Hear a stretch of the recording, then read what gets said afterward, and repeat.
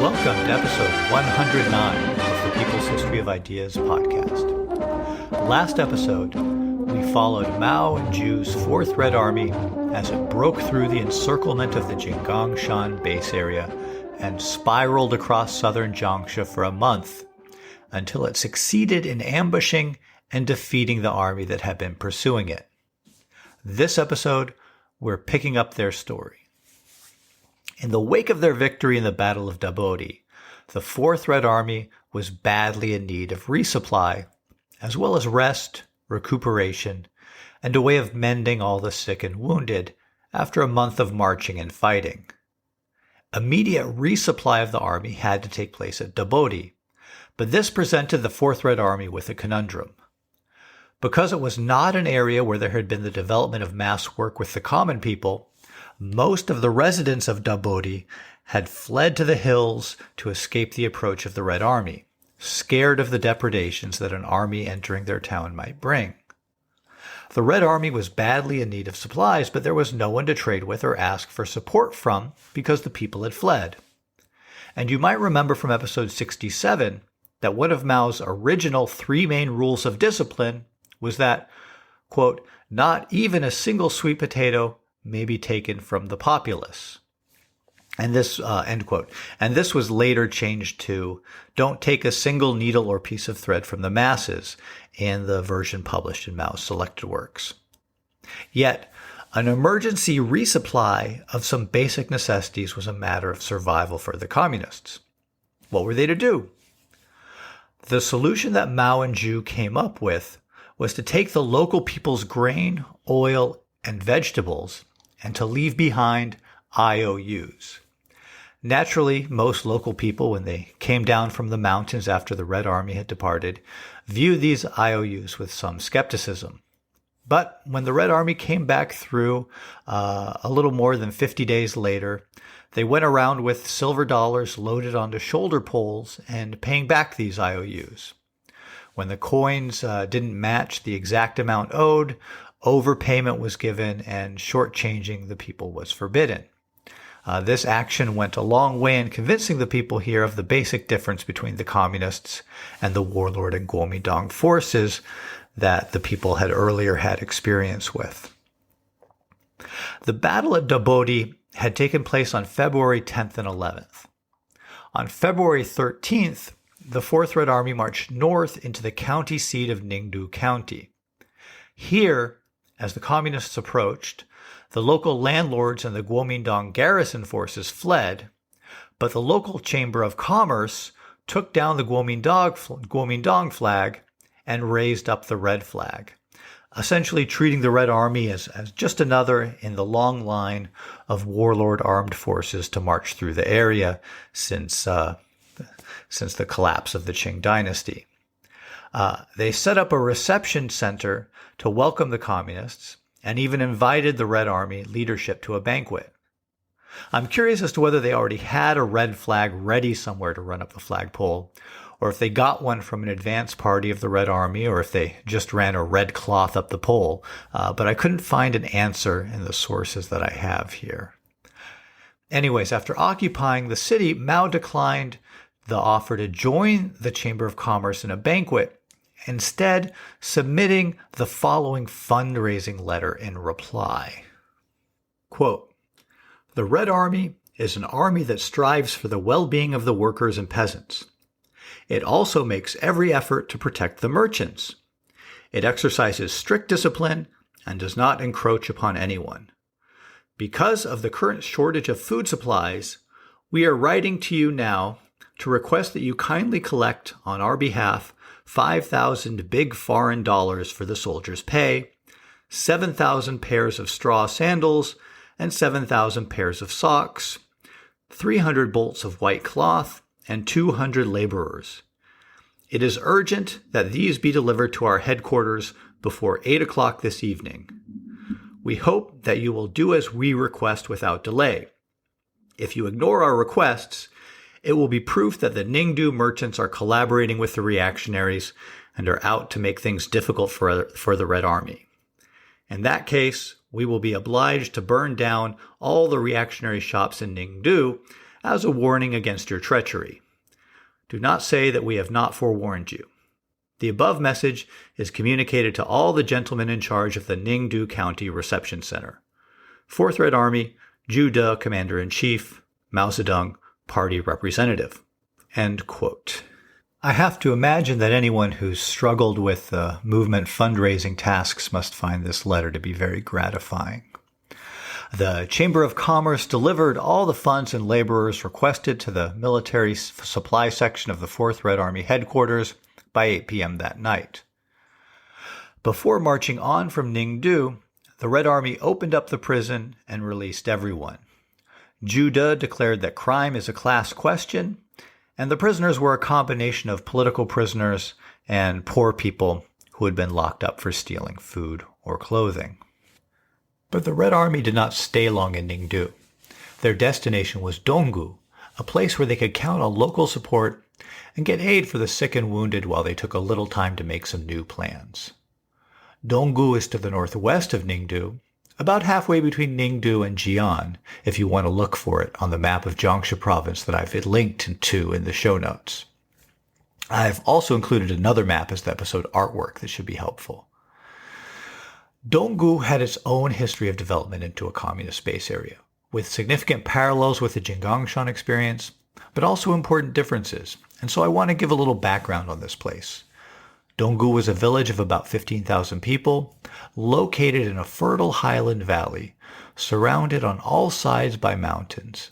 It's near the intersection of 5 different counties, and roughly 70 miles from each of the seats of those different counties.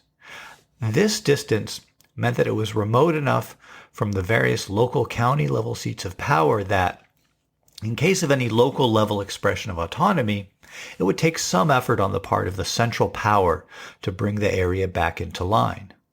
Most people were Hakka, like in the Jinggangshan, but about 10% were from the She nationality, which mainly lived as hunters up in the mountains. The biggest landlords, though, were early settler Han people from the Wang clan, who were based in a wealthy village downriver from Donggu called Futian. They owned about 80% of the land.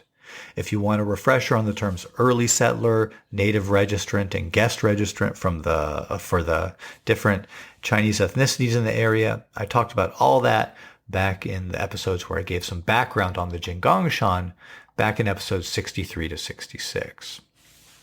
In February 1927, some young people who had left the immediate environs of Donggu to pursue an education returned to the area and started the first Communist Party cell there, while also helping to form a peasant association. Keep in mind, this was during the time of the United Front government. The Northern Expedition had reached this part of China in September 1926, and peasant associations and the Communist Party were totally legal at that time. In fact, the county magistrate of Ji'an County was even a communist. Donggu, though, as I said, roughly equidistant from several county seats, was in the easternmost part of Ji'an County. In Donggu, the communists showed a remarkable amount of foresight and decided to keep their party organization secret and conducted their open work through the Peasant Association. This decision would serve them well after the United Front fell apart and the Communist Party became illegal. The slogan that the Donggu communists adopted was "All power to the peasant associations," and under that banner, they proceeded to reorganize village life. The Peasant Association organized elementary schools, which were called Lenin schools. It also built and organized a number of local institutions, including a hospital, a pharmacy, factories for repairing farm equipment and making stencil paper, and a post office. Women's choirs were organized to sing revolutionary nationalist songs as a way of incorporating women into the heavily male-dominated peasant movement. Essentially, the Peasant Association gave everybody something to do in reorganizing and improving village life. But aside from reorganizing village life to improve everyone's well-being through cooperative institutions, the Peasant Association was also focused on class struggle. The main target was an obvious one, the Wang landlords from Futian, who owned so much of the land that the Donggu peasants rented. Because this was still under the United Front government, What the Peasant Association initially did was to draw up a list of the crimes of the landlord Wang Chuxi and bring them to the communist county magistrate in Ji'an. The magistrate had Wang seized and thrown in prison. However, he wasn't in prison long. When the division of the National Revolutionary that was garrisoning Ji'an, which was led by the communist Jianying, was moved to Wuhan, a more conservative division of the National Revolutionary Army was moved into the area, and the commander of that division had Wang Chuxi released from prison. By the way, since I mentioned him, this guy, Jianying, would go on in 1976 to be the top military leader during the coup when the Gang of Four were arrested not long after Mao's death. Anyways, we can see that even before the fall of the United Front government, the communist county magistrate's powers were limited by the politics of the local military commander. After the United Front between the communists and the Kuomintang collapsed, Wang Chuxi worked with this new conservative Kuomintang commander to try to crush the peasant associations, while the communists took to heart the call to prepare for and launch armed struggle that came out of the August 7, 1927 emergency meeting. We discussed the collapse of the United Front and the August 7th meeting in episodes 53 to 57. In September 1927, the Donggu communists reorganized themselves in order to fit the new circumstances, and this party meeting is usually understood as the beginning of the Donggu revolutionary base area. And in a move parallel to what was happening at approximately the same time in the Jinggangshan, the communists decided to reach out to a local bandit chief, Duan Qifeng. Duan came from an extremely poor family and had worked as a kid tending to water buffalo before being apprenticed as a tailor, just like our old friend Wang Zuo in the Jinggangshan. Duan became known as just an extremely strong guy and became an accomplished martial artist. Eventually, he became a leader in the main local sworn brotherhood, sometimes called a secret society, the Three Dot Society, and he made his living as a bandit. In October 1927, after leveraging family connections between a couple of the communist leaders and Duan Qifeng, the communists were able to found what was called the Donggu Workers and Peasant Army, with about 30 people and 10 guns, most of whom came from the ranks of Duan's bandit gang. When the Kuomintang military force that had been garrisoning Ji'an was moved somewhere else in November 1927, the Donggu communists felt that the opportunity had arrived to launch their own armed struggle, and on November 12th they launched what was called the Donggu insurrection. Here's how Joseph Fewsmith describes the action of the insurrection in his book, Forging Leninism in China. Quote, on November 12th, Lai Jingbang was the leader of the communists, and Duan led 60 people to Futian, where they planned to seize Lai's old nemesis, Wang Chuxi. Wang, however, got wind of their approach and fled. Lai and his comrades were nevertheless able to seize Wang's younger brother, Wang Liangzhao, and search his house. They took 6 rifles and some cash and distributed food and clothing to the peasants. The following day, they went to nearby Yonghe and beat 8 local bullies while seizing over 10,000 yuan. A few days later, they seized more rifles from the self-defense force, that's the landlord militia, of a town in Jishui County. Collectively, these actions became known as the Donggu insurrection. End quote. Over the next few months, the guerrilla forces continued fighting and growing, incorporating more communist activists and more former bandits into their ranks. By February 1928, the force had about 150 troops with 80 rifles, and in April 1928 they established contact with the communists in the Jinggangshan. Lai Jingbang, the first leader of the Donggu communists, was killed after being captured during fighting with a landlord militia force to the south of Donggu in May 1928. He was replaced by a communist cadre named Li Wenlin. Li was a native of a nearby part of Jiangsu province and was a graduate of the Whampoa Academy.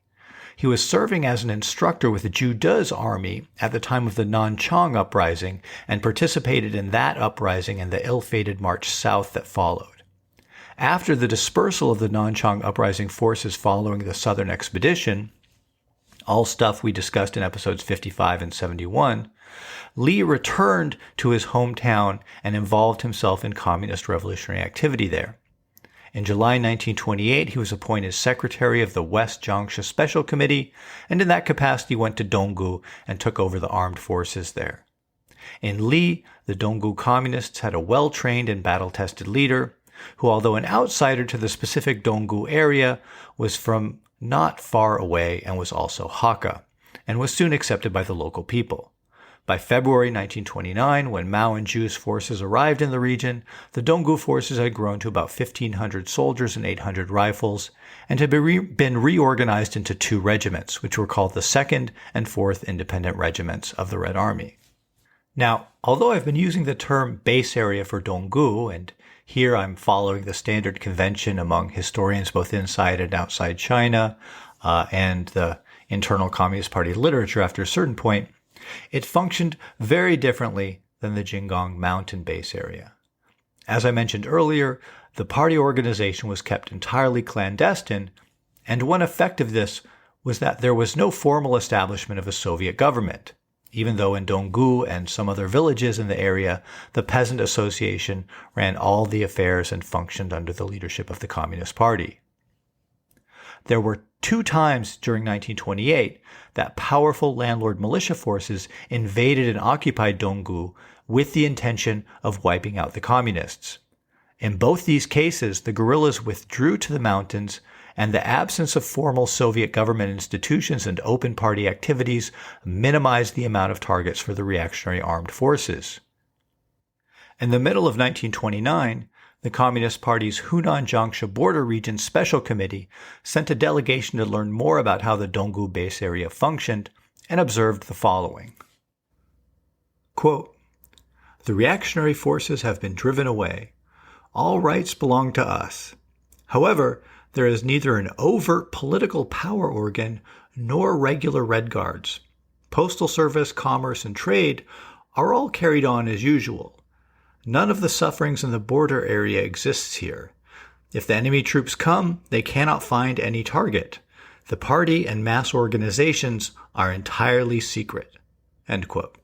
So under these circumstances, while the communists lacked the advantages of formally exercising political power openly, it meant that when the communist armed forces more or less inevitably had to withdraw in the face of superior reactionary armed forces from time to time, that unless the reactionaries were willing to label all of the people in the region as enemies and kill them indiscriminately, that targets could be minimized during periods of enemy occupation, unlike what we saw in the Jinggangshan, where civilian supporters of the communists suffered greatly under enemy occupation. Of course, there are many cases during the course of the Chinese Revolution where we will end up seeing entire populations labeled as enemies and targeted by the counter-revolutionaries as a way of fighting the communists. But at least at this time and in this place, as brutal as the Chinese Civil War was, with heads on pikes and everything, like we've talked about in past episodes, the communists could actually count on the landlord militias in Jiangxia to be more humane than the collective punishment practiced by the militaries of some of today's liberal democracies. So this has just been a little background on this place, the Donggu Revolutionary Base area, that Mao Zedong and Zhu De decided was where they should retreat to in order to recuperate and form some new plans after the beating they had taken while retreating from the Jinggangshan. There were only 5 footpaths leading up through the mountains to Donggu, and Li Wenlin came down as Mao approached in order to lead the 4th Red Army through the mountains and up into the base area. Zhu De described the arrival of the Red Army to the base area to Agnes Smedley like this. Quote, "The mountain was part of a forested range that stretches north and south through Jiangxia. It was in a high mountainous area, but not as impregnable as Jinggangshan," he said. "Narrow trails led up over its 4 levels, and on every hand were forests of spruce and fir, flowering bamboo, shrubs, and in the spring and summer, wildflowers in great profusion. Near the summit was a broad and fertile plateau dotted with small villages and with the market town of Donggu near its center. In the fertile valleys that poured onto the plateau were other small villages. End quote. All right, next episode, we'll pick up the story here and talk about the Fourth Army's time in Donggu and watch them move on from there. Until then, be well.